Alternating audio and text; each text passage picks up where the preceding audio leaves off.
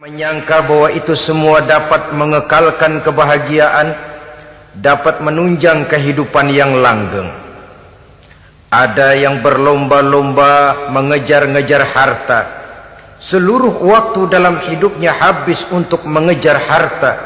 Tidak peduli siang atau malam, sore atau pagi. Sujud tidak lagi sempat, Allah dilupakan dengan agama jauh. Ada yang berlomba mengejar-ngejar pangkat, jabatan dan kedudukan. Tidak peduli menjilat ke atas, menginjak ke bawah atau menyikut kiri dan kanan. Bahkan teman pun jadi lawan, lawan pun jadi teman. Bukan soal, yang penting pangkat terkejar. Ada yang berlomba memperbanyak kendaraan, sejak dari jet pribadi, pesawat kapal pesiar, sampai kepada mobil-mobil mutakhir. Ada yang berlomba memperbagus rumahnya. Ada yang berlomba memperbanyak istri dan anak-anaknya. Seluruhnya tenggelam di dalam perlombaan yang menurut ukuran mereka akan mendatangkan prestise, kemegahan dan kebanggaan. Allah subhanahu wa ta'ala menegur, memberikan peringatan dalam surah yang pendek, yaitu surah At-Takatsur. Alhaakumut takatsur hatta zurtumul maqabir kalla sawfa ta'lamun. Alhaakum ay syagalakum an ta'ati rabbikum. Kamu telah lalai daripada taat kepada Tuhanmu, dan yang menyebabkan kamu lalai itu tidak lain at-takatsur. At-takatsur artinya at-tabahi bi kathrati mata'id dunya. Bermegah-megah dengan memperbanyak kesenangan hidup duniawi. Dengan kata lain, berlomba-lomba mengejar kemegahan duniawi telah menyebabkan kamu lalai daripada mengingat, daripada taat kepada Allah subhanahu wa ta'ala. Apabila orang cenderung materialistis, seluruh kegiatan hidup dikerahkan untuk berlomba memperbanyak materi. Apa namanya harta benda, apa namanya rumah, apa namanya pangkat dan jabatan, maka dikala itu seseorang akan sangat mudah lalai daripada taat kepada Allah subhanahu wa ta'ala. Hilanglah kesadaran bahwa sesungguhnya apapun yang kita miliki dalam kehidupan dunia ini tidak lain hanya barang titipan sementara. Kita cari, kita kejar, tapi setelah kita dapatkan, jangan dia dijadikan tujuan. Jadikanlah dia sebagai alat. Apabila harta benda duniawi sudah dijadikan sebagai tujuan daripada kehidupan, maka sesungguhnya kita sudah terseret dalam satu siklus, satu lingkaran setan yang tidak akan pernah berujung. Sebab manusia dalam berhadapan dengan materi duniawi tidak akan pernah mengenal kata cukup, tidak akan pernah mengenal kata puas, dan tidak akan pernah bertemu dengan titik. Selalu koma, selalu kurang, selalu tidak ada cukupnya. Apalagi kalau bicara soal keenakan, kenikmatan, kesenangan, itu cuma sekedar sudut pandang saja. Saudara barangkali kalau menghayal akan berkata, alangkah enaknya jadi menteri, naik mobil empuk ber-AC, kemana-mana disambut. Menteri juga barangkali akan berhayal seperti saudara, alangkah enaknya jadi rakyat biasa, bebas duduk angkat kaki di warteg tanpa ada yang mengamankan, tanpa harus terikat oleh protokol-protokolan, tanpa harus diatur ini dan itu. Jadi perbedaan cuma sudut pandang saja. Mungkin tukang bakso melihat tukang cukur itu enak, sebab kepala siapa saja bisa dipegang. Tapi barangkali juga tukang cukur melihat tukang bakso itu enak, dan begitulah selanjutnya. Keenakan cuma perbedaan sudut pandang. Saudara-saudara kaum muslimin rahimakumullah.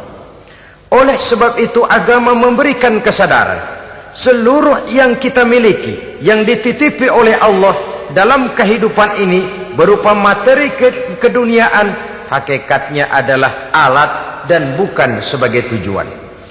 Apabila alat sudah kita jadikan tujuan, kita akan terjebak ke dalam satu perlombaan yang justru akan mencelakakan kita sendiri. Inilah yang saya maksud dengan sirkuit celaka.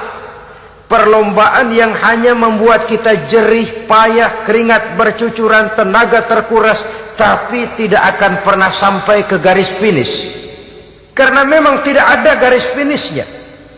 Betapapun jauhnya satu perlombaan, dia mesti punya garis finish. Tapi kalau sudah at-takatsur, berlomba bermegah-megah diri, maka barangkali tidak akan pernah ada garis finishnya. Kita akan terseret dalam lingkaran setan, berputar di seputar itu tanpa tahu kapan berhenti dan di mana titiknya. Agamalah yang memberikan kesadaran. Alhaakumut takatsur. Bermegah-megahan telah membuat kamu lalai daripada taat kepada Allah Tuhanmu. Semua sadar bahwa kita diciptakan tidak lain adalah untuk mengabdi kepada Allah. Nilai pengabdian ini sering lentur, nilai pengabdian ini sering luntur, manakala kita sudah berlomba-lomba bermegah-megah dengan materi kehidupan dunia. Islam jelas tidak menganjurkan penganutnya jadi orang miskin. Bahkan Imam Ali karramallahu wajhah pernah mengatakan, kemiskinan bisa menyebabkan kekufuran. Ayat yang pertama turun juga kita tahu, Iqra, baca olehmu. Kan seolah-olah Quran cuma tidak langsung saja bilang, hai orang Islam, kamu jangan jadi bodoh. Kebodohan menimbulkan kemiskinan, kemiskinan mendekatkan kita kepada kekufuran. Jadi miskin sama kufur tetangga. Artinya dalam kondisi miskin, kemudi hati itu mudah terombang-ambing. Oleh sebab itu sering kemiskinan umat Islam ini dimanfaatkan oleh orang-orang lain untuk menyebarkan agamanya. Padahal agama adalah soal keyakinan yang tidak mungkin ditunjang dengan supermi, ditunjang dengan beras, pakaian, obat-obatan, beasiswa. Agama adalah soal keyakinan. Keyakinan adalah soal kebenaran, dan kebenaran itu adalah milik bersama. Tujuan diciptakannya manusia tidak lain adalah untuk melaksanakan ibadah. Kalau orang tenggelam dalam perlombaan memperbanyak harta, mempertinggi kedudukan, memperindah segala macam yang sifatnya duniawi, biasanya itu akan membuat dia lalai dari taatnya kepada Allah Azza wa Jalla. Kadang bukan hanya lalai daripada taat, juga sering terjebak kepada maksiat. Karena kalau pola pandang dan tolok ukur sudah benda duniawi semata-mata, sangat tidak mustahil orang lalu terjebak ke dalam prinsip menghalalkan segala cara. Asal sudah tujuan tercapai, cara apapun halal. Akhirat nomor 18. Nah, bukankah memang barangkali kita sejak kecil sudah dilatih untuk materialistis? Umpamanya kita hanya sering dilatih untuk takut kepada yang konkret-konkret saja, takut kepada yang nyata-nyata saja. Seorang ibu kalau menakuti anaknya, aduh nak, kenapa ini kau kerjakan? Kalau bapakmu tahu, waduh, habis kamu. Ya, kita lihat, kalau bapakmu tahu, kalau polisi tahu, kalau hansip tahu, kalau satpam tahu. Tapi jarang seorang ibu menanamkan kepada anak, nak, kenapa ini yang kau lakukan, nak? Bukankah kau tahu Allah lihat, Allah tahu, Allah dengar, Allah, nak? Diajarkan takut kepada yang gaib. Karena kalau takut dia kepada polisi, dia pasti bisa cari tempat lain dong yang polisi kagak lihat. Kalau takut dia kepada satpam, minggir dong ke tempat yang kira-kira satpam nggak lihat. Tapi kalau sudah takut itu terpulang kepada Allah, kepada yang gaib, tidak sejengkal tanah pun yang terhalang dari pengetahuan Allah. Tapi itulah salahnya kita. Sejak kecil anak-anak sudah kita latih untuk takut hanya kepada yang konkret-konkret saja. Akibatnya sampai dia besar melembaga dalam kehidupannya. Dia nyolong, kata temannya, kamu nyolong ya? Iya. Kok nyolong sih? Emang? Kenapa nyolong? Biarin.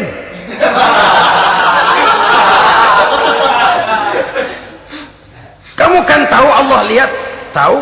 Kenapa nyolong juga? Biarin. Asal orang jangan lihat. Kalau Allah mah lihat, dia kagak ribut. Allah nggak ribut katanya. Nah, ini kan satu refleksi yang timbul daripada kenyataan. Jikalau orang hanya dijejali rasa takut kepada yang konkret-konkret saja, kepada yang zohir-zohir saja, yang akan tumbuh lalu mental kucing, sopan, tenang, kalem, ayem, nggelenggem. Kalau ada orang, sedikit orang meleng, kucing kelihatan watak aslinya. Saudara-saudara kaum muslimin rahimakumullah. Oleh sebab itulah maka agama lewat surah yang kita bicarakan pada pertemuan ini memberikan peringatan. Kala, jangan begitu dong. Kamu boleh mencari dunia, silahkan cari harta yang banyak, cari pangkat yang tinggi, tapi jangan itu membuat kamu lalai daripada taat terhadap Allah subhanahu wa ta'ala.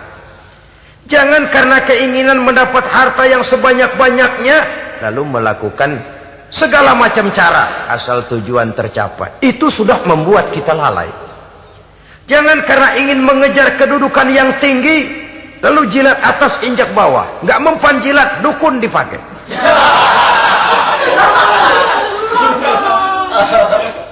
Itu kan sudah membuat kita lalai. Nanti kalau berhasil, wah dukun kita paten. Tapi kalau gagal, dukun sialan kagak mampu. Hilanglah Allah dalam kehidupan kita. Makin materialis, dan perlombaan ini membawa kita kepada kecelakaan.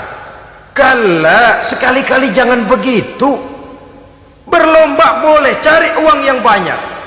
Tapi setelah uang didapatkan, jadikan dia sebagai alat, jangan dijadikan sebagai tujuan. Saudara, bekerjalah, yang giat, carilah uang. Tapi setelah dapat, ajak ngomong tuh duit. Bagaimana ajak ngomongnya? Gini, duit, setengah mati gue nyari lo duit lo. Sore, pagi, siang, malam, peras keringat, banting tulang kaki, jadi kepala, kepala jadi kaki, nyariin elu duit. Sekarang kamu sudah saya dapatkan, kamu milik saya duit. Karena kamu milik saya, jadilah kamu budak saya. Jangan saya yang jadi budak kamu. Ini idealnya. Kamu harus jadi budak saya, jangan saya yang jadi budak kamu. Nyatanya kan ada orang nyari duit, setelah duitnya banyak dibudakin oleh duit. Dia sendiri tidak bisa merasakan kesenangan daripada duitnya, konon lagi orang lain. Mau ke pasar ngitung 16 kali. Naik bajai 1000. 1000 itu kalau ratusan semua 1000 lembar. Hitung-hitung, mendingan jalan kaki.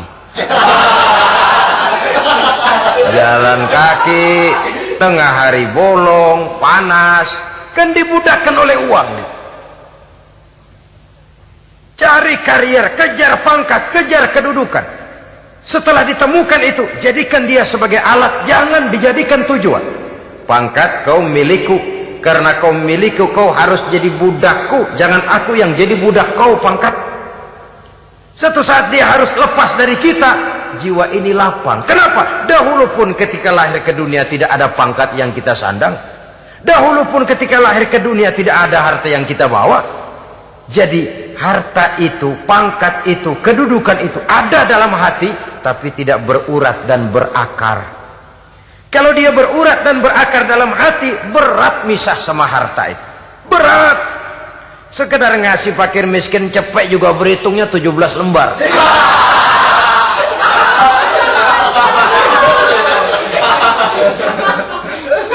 Dengar di kantornya mau ada mutasi, pindah dia dari tempat basah ke tempat kering, baru berita burung udah meriang duluan.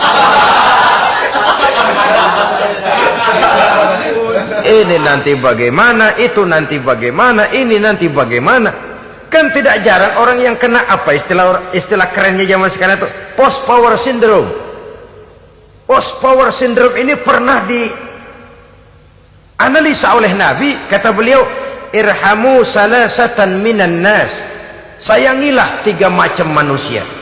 Siapa mereka? Pertama, azizan zalla, orang terhormat yang jatuh hina. Ini yang sering terkena post power syndrome. Biasa kemana-mana dikawal, dihormati, datang ke tempat ini protokol siap, ini serba diatur, semua serba beres. Begitu jabatan selesai atau pensiun, habis orang gak indah-indah. Dia lihat orang diemin aja, orang diemin dan orang tonton. Ini kalau nggak kuat mentalnya, itu kena post power syndrome. Akibatnya ya bisa jantungan, bisa leper, bisa darah tinggi. Ya penyakit-penyakit yang zaman dulu kita nggak kenal. Ini kan makin banyak dokter, makin maju ilmu kedokteran, makin aneh penyakit. Saudara hadirin yang saya hormati, post power syndrome kena apa yang dinamakan frozen emotional attitude. Tidak kuat menghadapi kenyataan. Azizan zalla, orang terhormat yang jatuh hina, itu sangat perlu dikasihani. Yang kedua, ghaniyan qad iftaqara, orang kaya jatuh miskin. Ini juga sama. Biasa hidup apa ada, serba ada, lalu harus hidup apa adanya. Ini kalau kurang-kurang kuat, benar-benar memble ini.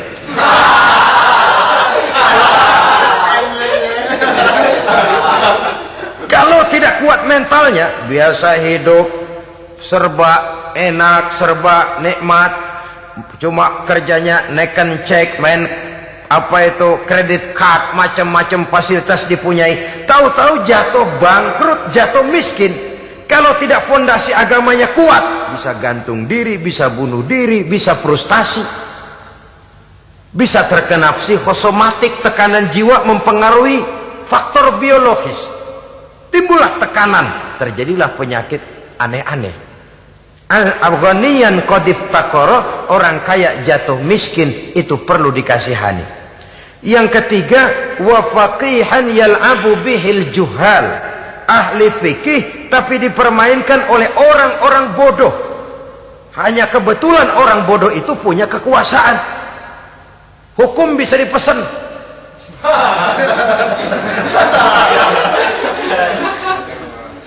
Aturannya haram, Ustaz, ada haram dikit aja dah.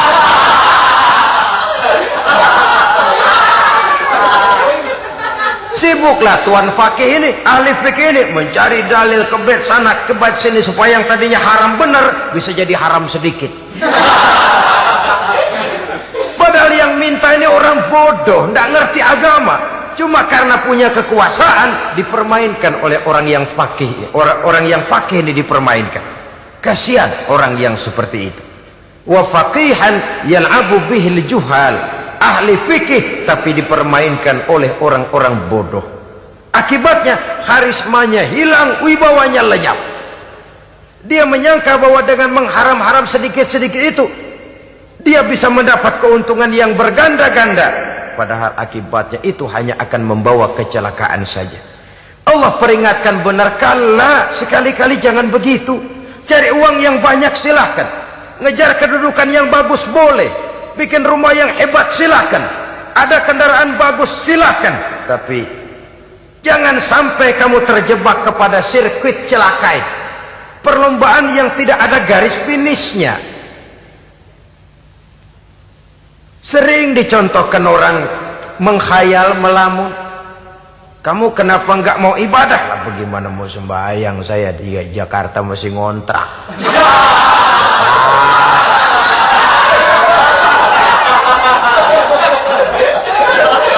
Bingung, tiap akhir tahun kontrakan habis.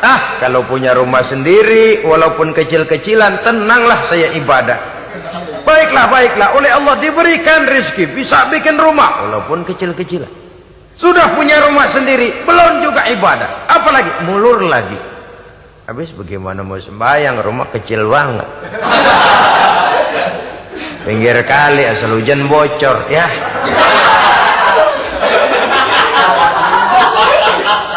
Kalau bisa punya rumah permanen, rajin dah ibadah dah. Iyalah, diberikan rezeki, bisa bikin rumah besar. kamarnya banyak, halamannya luas, kendaraan belum ada, perabotan belum lengkap. Sudah ada kendaraan, belum kayak orang-orang. Sudah kayak orang-orang, masih sama dong, kudu di atas. Kapanlah selesainya? Kala, sekali-kali jangan begitu. Jangan kamu mengumpulkan harta bermegah-megah membuat kamu lalai dari taat kepada Tuhanmu. Engkau tinggalkan rukuk dan sujud, engkau jauh dari masjid, engkau kering dari kehidupan beragama. Sebab itulah maka pembangunan fisik material tidak bisa dipisahkan dengan pembangunan mental spiritual. Tidak hanya cuma dalam teori, tapi juga harus dalam praktek. Selalu pembangunan yang hanya mengarah kepada fisik material, jauh dan kering dari agama, hanya akan melahirkan manusia-manusia materialistis yang terjebak di dalam sirkuit celaka perlombaan yang tidak pernah mengenal garis finish. Sebab itu agama mengajarkan, orang kaya itu siapa sih? Yang banyak duit? Belum tentu. Yang kebunnya di mana-mana ngebelatak? Belum tentu. Yang pabriknya selebar-lebar? Belum tentu. Yang punya segala macam peternakan, dari peternakan gajah sampai peternakan kutu?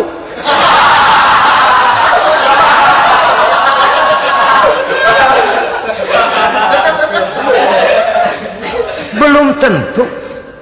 Agama memberikan tuntunan yang sangat luhur. Orang kaya itu adalah orang yang hidupnya cukup. Orang miskin itu orang yang selalu merasa kurang. Bagaimanapun banyak duit saudara miliki, kalau masih merasa kurang, masih miskin saudara. Saya punya uang 1.000 rupiah, Anda punya uang 1 juta rupiah. Mungkin saya lebih kaya dengan uang yang 1.000 ketimbang Anda 1 juta. Kenapa? Dalam tangan saya uang 1.000 besar, artinya sesuai dengan kebutuhan saya. Tapi di tangan Anda uang 1 juta, kebutuhan Anda lebih besar daripada itu lagi. Maka agama mengajarkan sifat qanaah, merasa cukup, dan itulah sumber kekayaan yang hakiki. Orang kaya adalah orang yang hidupnya cukup. Kalla saufa ta'lamun, jangan begitu, nanti kamu akan tahu. Summa kalla saufa ta'lamun, jangan sekali-kali begitu, suatu saat kamu pasti akan tahu. Kalla law ta'lamuna ilmal yaqin thumma latarawunnaha 'ainal yaqin thumma latus'alunna yawma idzin 'anin na'im. Nah, kapan perlombaan ini akan menyadarkan orang? Biasanya hatta zurtumul maqabir, sampai kamu dekat ke liang kubur. Itu biasanya kalau istilah orang sekarang baru ngeh. Asal sudah napas sampai tenggorokan disambung dengan selang, sudah Senin Kemis dibantu dengan alat picu jantung, gerak gerak gerak gerak, sudah kayak orang mau gergaji kayu. Dikala itu barulah sadar orang biasanya. Dan kesadaran semacam itu kesadaran yang terlambat, kesadaran ala Fir'aun. Fir'aun selagi hidup diajak beriman dan nehi aja.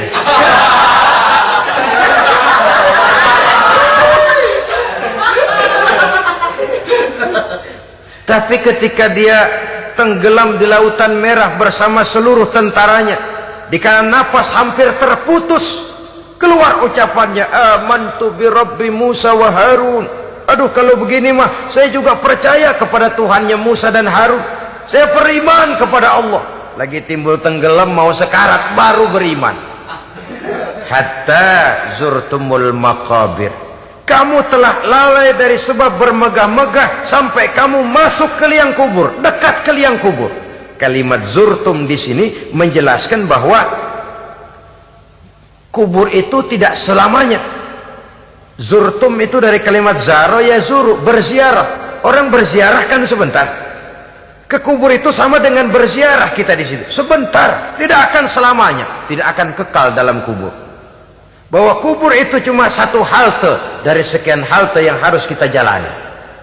Hatta zurtumul maqabir ay mutum wa dufintum fil kubur, sampai kamu mati dikubumikan dalam kubur, barulah kamu sadar bahwa perlombaan itu hanya sia-sia, bahwa perlombaan itu tidak akan pernah mengenal garis finish, bahwa perlombaan itu akan membuat kamu celaka.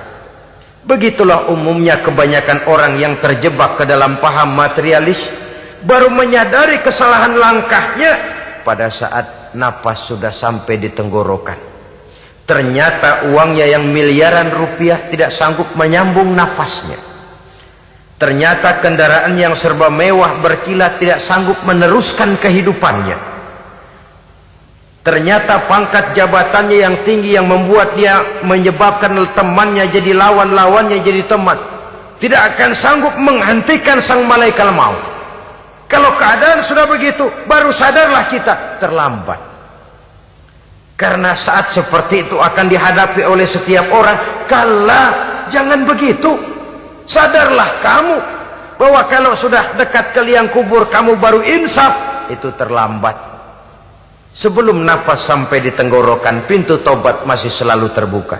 Tapi manakala nafas sudah sampai di tenggorokan, tertutuplah pintu taubat untuk orang yang bersangkutan.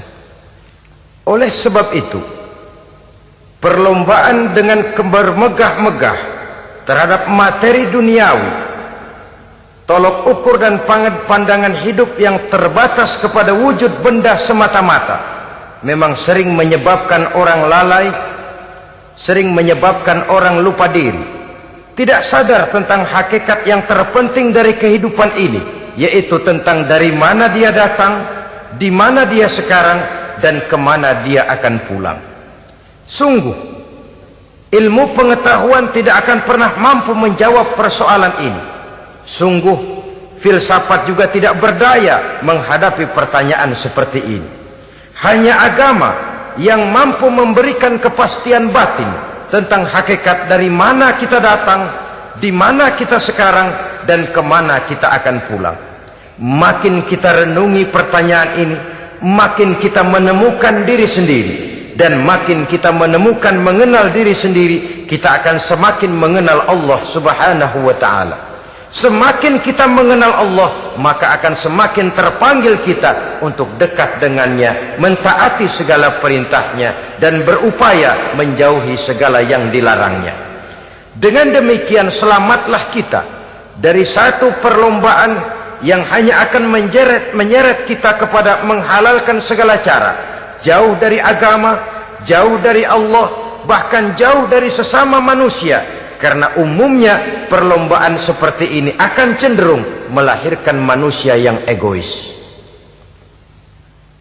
Muslimin rahimakumullah. Lebih jauh, mari kita mengikuti peringatan Allah dalam surah Al-Munafiqun ayat 9. Di sini Allah Subhanahu wa taala mengingatkan, A'udzu billahi minasy syaithanir rajim. Ya ayyuhalladzina amanu la tulhikum amwalukum wala auladukum an dzikrillah wa may yaf'al dzalika fa ulaika humul khasirun. Hai orang-orang yang beriman, jangan sampai hartamu dan anak-anakmu melalaikan kamu daripada mengingat Allah. Wa may yaf'al dzalik, barang siapa yang melakukan hal seperti itu, fa ulaika humul khasirun, maka merekalah sesungguhnya orang-orang yang merugi. Rugi dunia, rugi akhirat. Disebutkan di sini dua hal yang sering menyebabkan kita jadi lalai. Amwal dan aulad. Harta dan anak-anak. Materi dan keluarga. Perlombaan di dalam mengumpulkan materi sering menyebabkan kita menjadi lalai. Begitu juga amanah berupa anak ini sering kita lalaikan atau sering membuat juga kita menjadi lalai. Kita lalaikan dalam arti bahwa keduanya, baik harta baik anak, merupakan amanah dari Allah. Setiap orang tua akan dimintakan pertanggungan jawab. Apabila kita lalaikan amanah ini, maka resikonya akan kembali juga kepada kita. Tapi satu hal yang jelas dalam ayat 9 surah Al-Munafikun ini, bahwa perlombaan memperbanyak harta dan anak-anak yang masuk dalam kelompok at-takatsur itu tadi akan menyebabkan orang khasiru, termasuk ke dalam kelompok orang-orang yang rugi. Perlombaan yang hanya akan membawa kerugian semata-mata. Kemudian di dalam satu hadis Rasulullah sallallahu alaihi wasallam memberikan peringatan. Beliau bersabda, "Iza azzamat ummati dinaran wa dirhaman, nuzi'at minha haibatul Islam, wa iza tasabat ummati saqatat min ainillah, wa iza turikatil amru bil ma'rufi wan nahyu 'anil munkari, hurimat 'alaihim barakatul wahyi." Ada tiga hal yang kalau kita kerjakan akan menimbulkan tiga macam akibat di dalam hadis ini. Pertama, iza azzamat ummati dinaran wa dirhaman. Apabila umatku sudah mengagung-agungkan dinar dan dirham. Artinya kalau umatku sudah jatuh menjadi umat yang materialistis. Segalanya diukur dari dinar dan dirham. Dinar dan dirham ini kalau bahasa Inggrisnya dokat.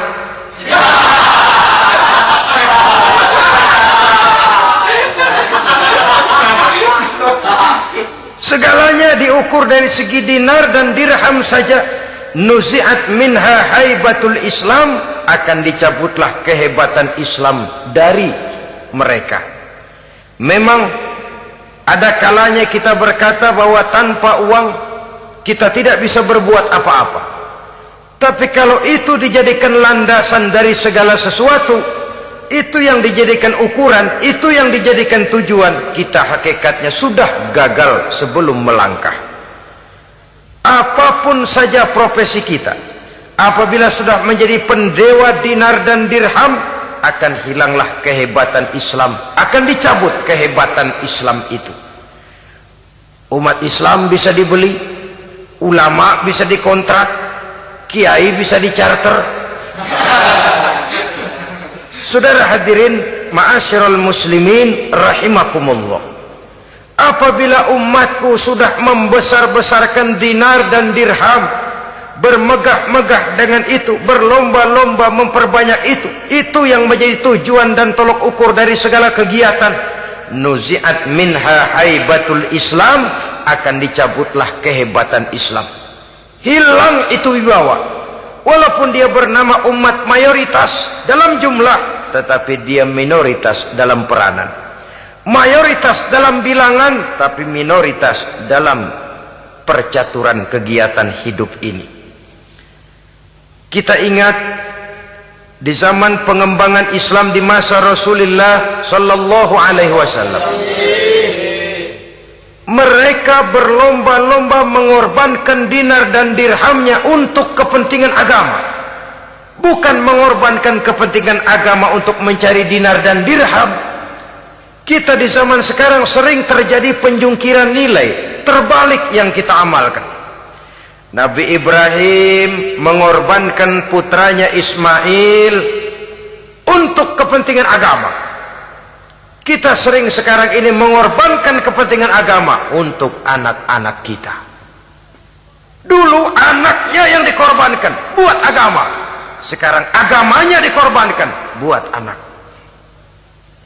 Dulu dinar dan dirham dibelanjakan untuk menopang agama, sekarang agama dijadikan alat untuk mencari dinar dan dirham. Saudara-saudara kaum muslimin rahimakumullah, memang apabila dinar dan dirham digunakan untuk penyangga perjuangan, itulah idealnya. Saya katakan tadi, dinar, dirham, uang, dunia cuma sekedar alat, bukan sekedar tujuan. Kita memerlukan alat ini. Membangun pesantren tidak cukup dengan semangat. Membangun rumah sakit Islam tidak cukup dengan pidato.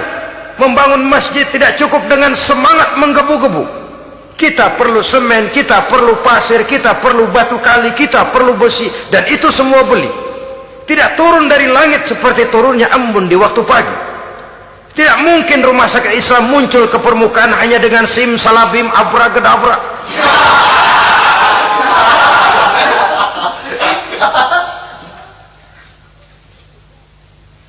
Oleh sebab itu, saya bersyukur kecenderungan belakangan ini pengajian-pengajian akbar di berbagai tempat tidak hanya sebagai ajang untuk menanamkan akidah, membina ukhuwah, tapi juga menjadi sarana di mana kita mengumpulkan dana, menghimpun potensi umat, menginventarisir potensi untuk kepentingan pengembangan daripada agama.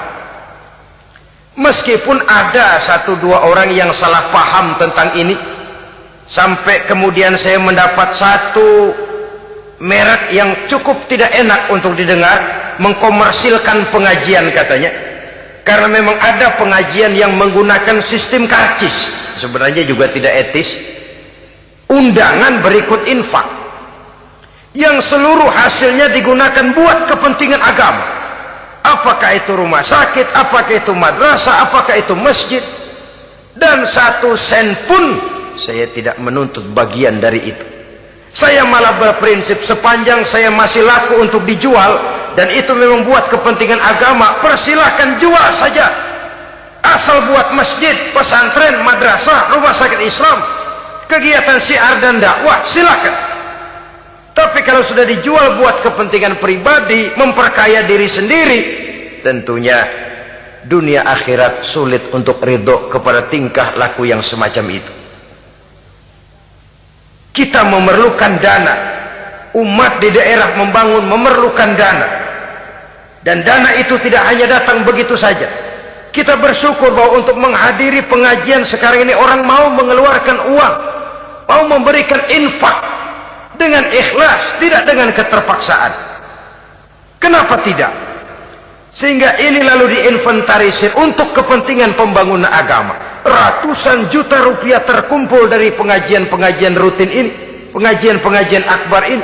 Puluhan masjid terbantu, rumah sakit Islam terbantu, musola selesai.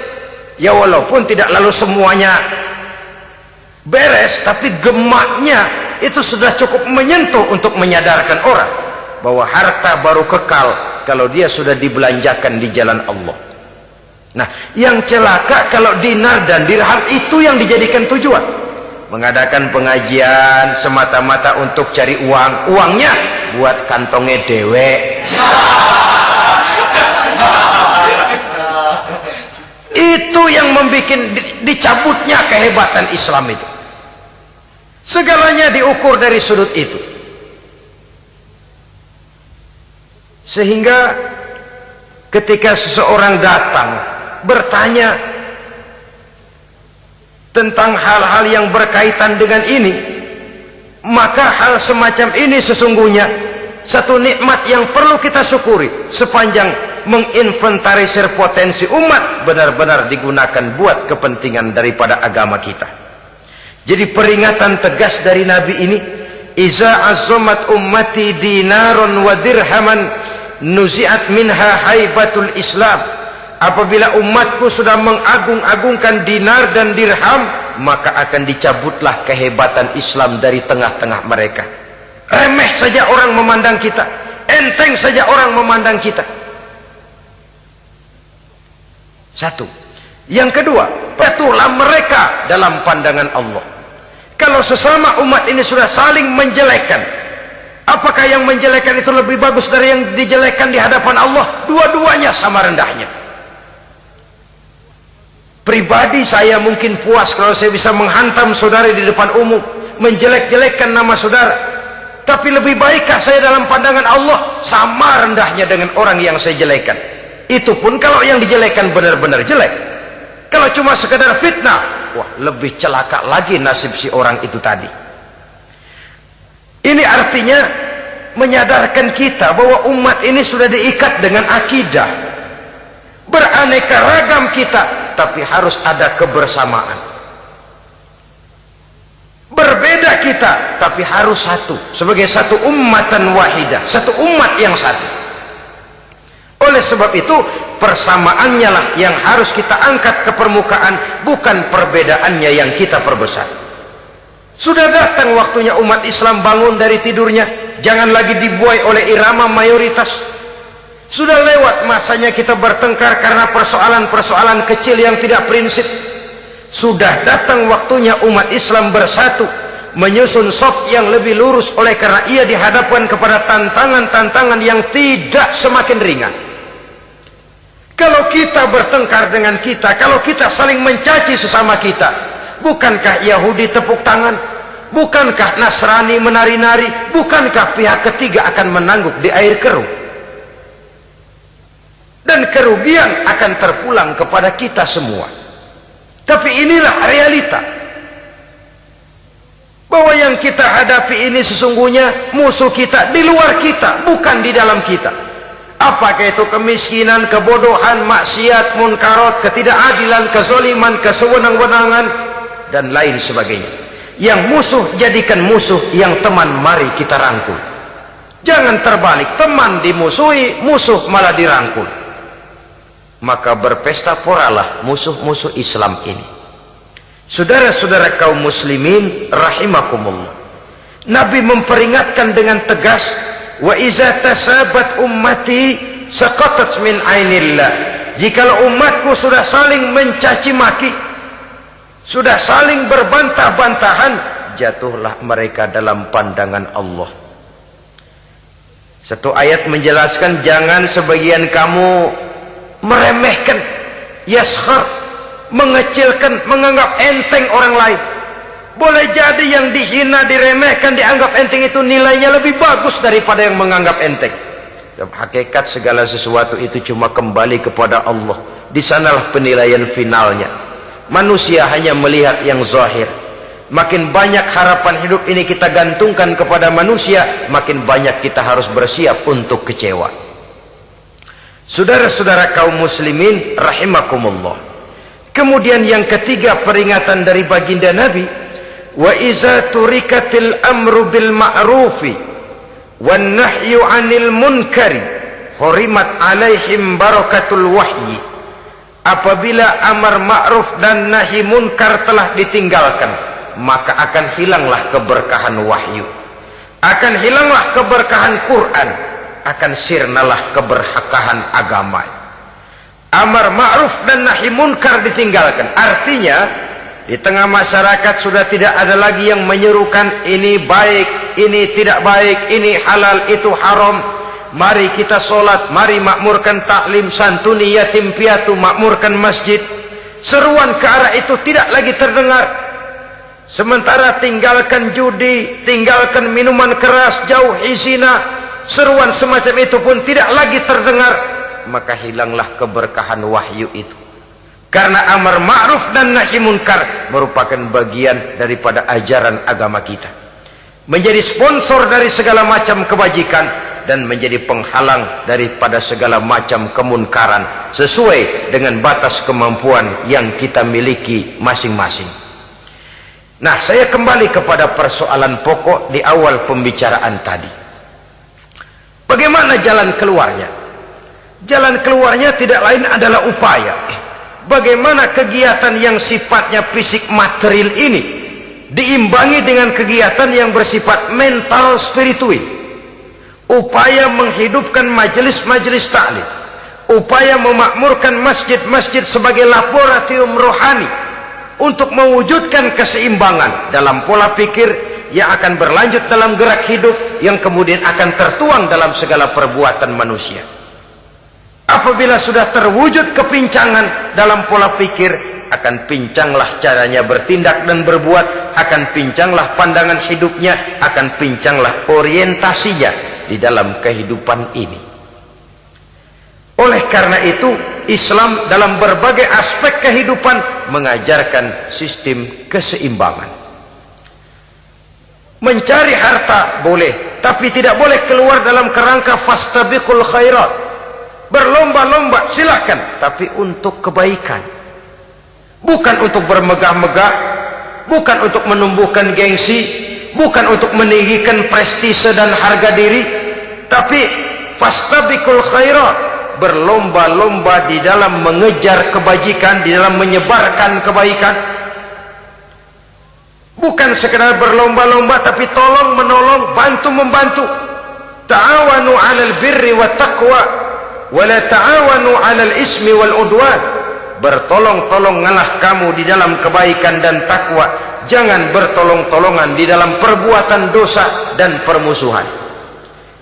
Kerjasama di dalam kebaikan, kerjasama di dalam ketakwaan. Ada satu contoh yang menarik bahwa umat Islam di dalam ia menjalin kebersamaan itu harus seperti orang main sepak bola. Saudara lihat, orang main sepak bola, kalau pertandingan belum dimulai, silahkan kumpul di luar lapangan, atur strategi yang baik. Tapi kalau pertandingan sudah dimulai, turun ke lapangan hijau, jangan kumpul terus. Masa ada sepak bola gotong royong, groyok ke sana, groyok ke sini, ya kalah terus. Harus ada yang jadi penyerang tengah, kan begitu toh sepak bola. Harus ada yang jadi kiri luar, kanan dalam, striker, back, penjaga gawang. Yang penting kerjasama, teamwork, lalu mampu menciptakan operan-operan. Yang jadi back jangan ngiri sama yang jadi penyerang tengah. Jangan hasut, sebab bagaimanapun juga andai kata si penyerang tengah berhasil menjaringkan bola ke gawang lawan, kan kemenangan bukan kemenangan satu orang, kemenangan satu kesebelasan, kemenangan satu tim. Ini yang sering terjadi, back ngiri sama penjaga gawang, lalu penjaga gawang ngiri sama penyerang tengah, penyerang tengah ngiri sama kiri luar. Ya kapan mau menggolkan ke gawang lawan? Kita ini satu kesebelasan, posisi boleh berbeda. Umat Islam itu harus ada yang jadi camat, lurah, bupati, gubernur, menteri, jadi jenderal, jadi konglomerat, jadi pengusaha, jadi teknokrat. Yang penting kerjasama, teamwork, mampu menciptakan operan-operan yang akurat. Diego Armando Maradona, enggak pakai dia, enggak. Itu katanya maha bintang, gagah, hebat, bintang lapangan hijau. Kapan Maradona hebat? Kalau ditunjang oleh 10 temannya yang lain, merupakan satu kesebelasan. Bagaimanapun hebatnya Diego Armando Maradona, kalau dia sendirian lawan satu kesebelasan, remek.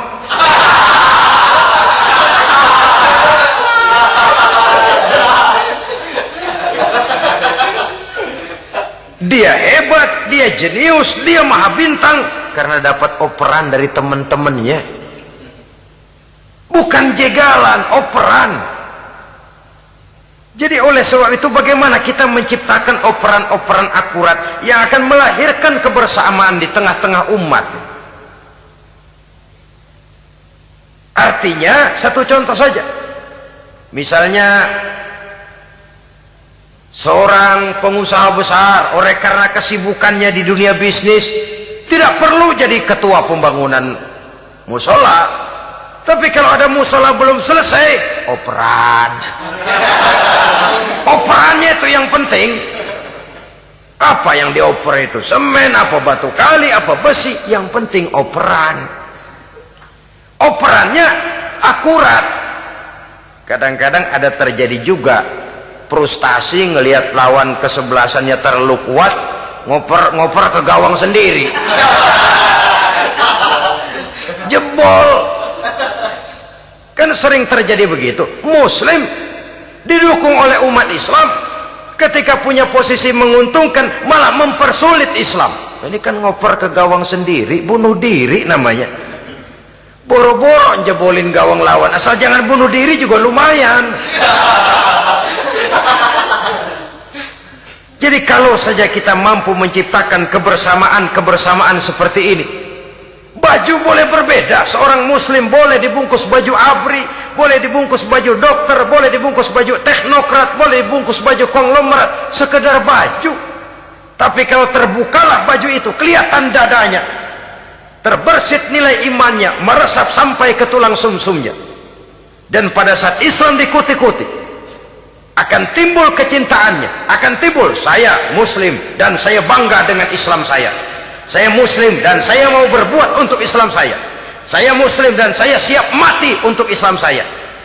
Dengan baju apapun dia terbungkus, kalau roh, jiwa dan semangat semacam ini tertanam, saya yakin kita umat Islam akan mampu berbuat lebih banyak dengan mewujudkan operan-operan akurat yang sangat diharapkan oleh umat itu tadi. Oleh sebab itu, saudara-saudara kaum muslimin rahimakumullah, baju boleh berbeda, bendera boleh beraneka warna, tapi jikalau bernama muslim, persamaannya yang dicari, jangan perbedaannya yang diperbesar. Nilai persaudaraan yang diikat dengan akidah semacam inilah yang banyak dicari orang, yang banyak menyebabkan orang masuk Islam. Di mana masjid kelihatan benar sebagai simbol kehidupan demokrasi dalam menciptakan ukhuwah, wawasan ukhuwah ini. Masjid simbol demokrasi. Siapapun masuk masjid buka sepatu, demokrasi. Siapapun orangnya, tidak peduli merek apapun sepatunya. Apa itu keluaran Cibaduyut Bandung? Apa itu modelnya Belli Beltoni Itali? Tidak soal, masuk masjid buka. Jumatan, kopral datang lebih dulu depan, pral. Jenderal datang belakangan, belakang saja, pral. Tidak ada fasilitas khusus dalam masjid, karena di rumah Allah semua manusia sama. Si jenderal jangan lagi merasa jenderalnya, si pengusaha jangan lagi menonjolkan kebosannya. Masjid adalah simbol demokrasi daripada kehidupan umat. Sebab itu jangan terjebak kepada sektoral di dalam kita berbicara tentang ukhuwah ini. Kita boleh terbungkus dengan baju apapun, tapi kalau di balik baju itu tidak lain jiwa Islam yang mau berkorban, mau mengeluarkan harta, bahkan siap mati untuk Islamnya, maka kebersamaan itu akan mudah kita wujudkan. Tapi sepanjang kita berpecah belah, sepanjang kita centang perenang, maka tidak akan banyak yang bisa kita lakukan. Satu-satunya perlombaan yang bukan hanya dibolehkan tapi bahkan sangat dianjurkan oleh agama, yaitu fastabiqul khairat, berlomba-lombalah di dalam kebaikan, berlomba-lomba di dalam memakmurkan masjid, berlomba-lomba di dalam menghidupkan majelis-majelis ta'lim, berlomba di dalam menegakkan yang ma'ruf dan menghancurkan yang munkar, berlomba di dalam menyantuni yatim piatu. Tapi prakteknya kan kadang-kadang terbalik. Kalau sudah kumpul yang diakur-akurin, udah nambah kebun belum? Pabrik udah diperluas belum? Bisnis sudah sejauh mana? Belum pernah ada ketemu lalu kongko masjidnya udah digedein ya. Jarang yang ngomong begitu. Madrasahnya sudah bagaimana, sejauh mana? Mesti yang enak itu ya nyocok-nyocokin, bagaimana rumahmu sudah, bagaimana kendaraanmu, bagaimana pesawatmu, bagaimana bukankah itu juga takasur? Dari obrolan kan nanti yang belum kan timbul panasnya. Gile dia udah beli gituan, gue belum. Timbul panasnya, lalu berusaha, berlomba lagi, bersaing lagi, berlomba lagi, bersaing lagi. Walaupun persaingan perlu, karena tanpa persaingan orang jarang mikir. Hidup itu kalau nggak ada tantangan kan tidur kita. Orang hidup smooth gitu ya, jalan tenang, setenang ya nggak maju orang itu. Orang itu baru bisa mengalami kemajuan kalau dia sudah dihadapkan kepada tantangan, gemblengan, gojlogan, fitnahan, hinaan, caci maki. Persaingan itu perlu supaya orang mikir. Kalau mikir dia berbuat, kalau dia berbuat dia bisa maju. Tapi persaingan yang sehat, bukan persaingan yang lalu menimbulkan fitnah, menghancurkan nama baik orang lain, yang dilatar belakangi oleh sifat hasud, dendam, iri hati, lalu menghalalkan segala cara. Tidak, bukan itu. Persaingan yang sehat ini akan menjadi alat picu agar orang lalu berlomba di dalam kebaikan. Satu-satunya perlombaan yang bukan hanya boleh tapi bahkan sangat dianjurkan oleh agama, berfastabiqul khairat, berlomba-lomba di dalam berbuat kebaikan. Berlomba-lomba membangun masjid bukan berarti di sebelah masjid bangun masjid lagi, bukan. Kadang-kadang karena ada fastabiqul khairat, berlomba-lomba, nggak apa-apa dah. Di sebelah masjid bikin lagi masjid. Akhirnya azan perlombaan main kenceng-kencengan. Bukan itu yang diinginkan tentu, bukan itu. Bagaimana memakmurkan masjid, bagaimana memfungsikan masjid, bagaimana membina umat dan lain sebagainya. Jadi pembicaraan ke arah itu akan menimbulkan rangsangan untuk berlomba di dalam kebaikan. Kalau dia kok bisa menata masjidnya sampai makmur, jamaah senang datang ke sana, anak-anak muda betah di masjid, kenapa saya tidak? Apa konsepnya? Nah, ini kan berlomba, tapi berlomba dalam kebaikan. Kalau dia bisa menghimpun anak-anak muda lalu diarahkan kepada jalan yang positif, kenapa saya tidak bisa? Dia punya potensi yang saya juga punya. Berlomba di dalam kebaikan. Perlombaan semacam ini akan memberikan ketentraman karena jalan yang ditempuh jalan ibadah. Tapi kalau perlombaan materi, at-takatsur tadi, yang timbul bukan ketentraman, panas. Karena panas, udah dekat, panas kan tetangganya hasut, dengki, iri hati, sakit, demam, orang lain maju meriang. Lah kalau sudah begitu, hasut yang jadi bisikan hati, ya sudah, segala macam cara dilakukan untuk menjatuhkan orang lain. Dan itu sudah bukan lagi persaingan yang sehat. Saudara-saudara kaum muslimin rahimakumullah. Oleh sebab itu kita tutup pertemuan singkat kali ini dengan satu kesimpulan, bahwa harta adalah sekedar alat, bukan tujuan di dalam kehidupan. Tanpa harta barangkali orang sulit untuk bahagia, tapi harta semata-mata tidak merupakan jaminan bahwa orang lalu akan bahagia. Termasuk di dalam kata harta ini pangkat, jabatan, kedudukan, anak, istri, keluarga, rumah, tanah, pabrik, kebun, peternakan, dan lain sebagainya. Perlombaan yang dianjurkan di dalam agama adalah perlombaan untuk berbuat kebaikan. Maka masalahnya sekarang, bagaimana kita memanfaatkan harta ini untuk sebanyak-banyak kebaikan yang bisa kita lakukan. Semoga kita mampu melakukannya dan kita tidak termasuk dalam orang-orang yang celaka yang lantaran bermegah-megah dengan kesenangan dunia saja. Terima kasih atas segala perhatian, mohon maaf atas segala kekurangan. Usikum wa nafsi bitaqwallah. Wassalamualaikum warahmatullahi wabarakatuh.